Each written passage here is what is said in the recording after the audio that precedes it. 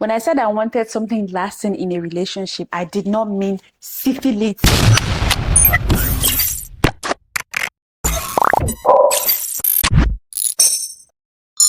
Picture this, Trisha. I go in for my routine checks, right? I am fine. I'm feeling okay. I'm just moody and slightly homicidal from PMS, which is literally what every girl goes through. A few days later, guess what the doctor tells me? Betty, you've got chlamydia. Oh my God! What is that? Oh girl, come on, that's the classic now. It's the silent, we call it the silent creeper. Did you even know that chlamydia could be in your body for months and then one day it just decides to surprise you like, surprise, surprise, hey, surprise, remember me? Mind you, I had zero symptoms. And my man is out here acting like he is the picture of health. That's suspicious. That's weird. It makes sense. Hey babe, I just tested positive for chlamydia and I think that we should both get treated. You know, like a very sensible girl would do, like somebody who's trying to look out for the health of her man and herself would do. And he's like, what? I don't have anything. You probably got that from before me. That's my favorite event though. The Denial Olympics, where men jump through mental hoops like Simone Biles. Let's get real for a second here. You know, all these sexually transmitted diseases, they take time to show, especially in women. You might not even feel any symptoms until like weeks after or months after, and in some people they even start to show like very serious symptoms years later, when I say years later. And if you're not like a medical person or in the healthcare field where you know how when your lymph nodes swell, that means they're starting to show you something that you do not know or you do not realize. If you're not that deep, it will take you a lot of time to figure out that something is wrong with you. And you know how serious it gets? It gets like pelvic inflammatory disease serious, to the point where you start asking yourself, why does my uterus feel like a serious crime scene? So when I started getting those symptoms weeks after we started dating, it clicked to me that, oh, so this guy actually gave me STDs. He gave it to me and he didn't say a word, because drum roll, please, drum roll, drum roll, drum roll before I lose myself. He was scared to tell his other girlfriends.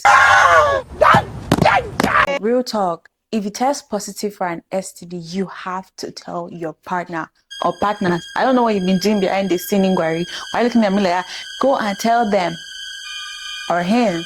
I mean, I cannot judge you, right? Who am I? It's not about blame. It is about public health. This does not end with you and that person. That person will go ahead to date another person and spread it. But the point is, you have to tell the person or person. See, first of all, if you do not know, all of these untreated infections can cause infertilities, ectopic pregnancies, chronic pain. Yeah. And definitely a one way to get to the I hate all men group chats.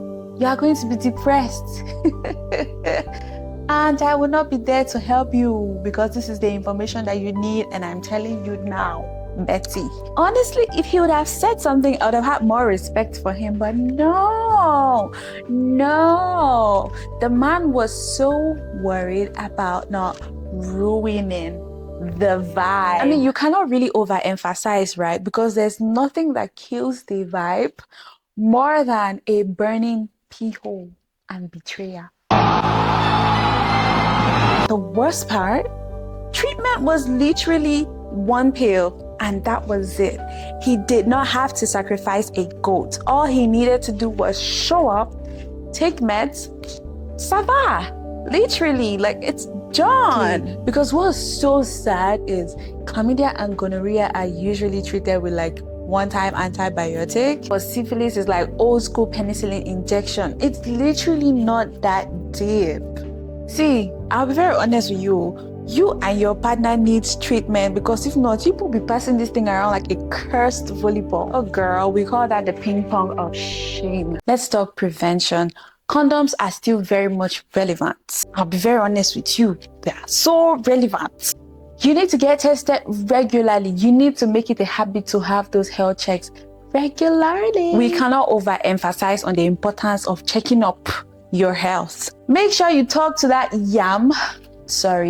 make sure you talk to that gentleman before you decide to swap DNAs with him or with her, because you never know what we walk around with, right?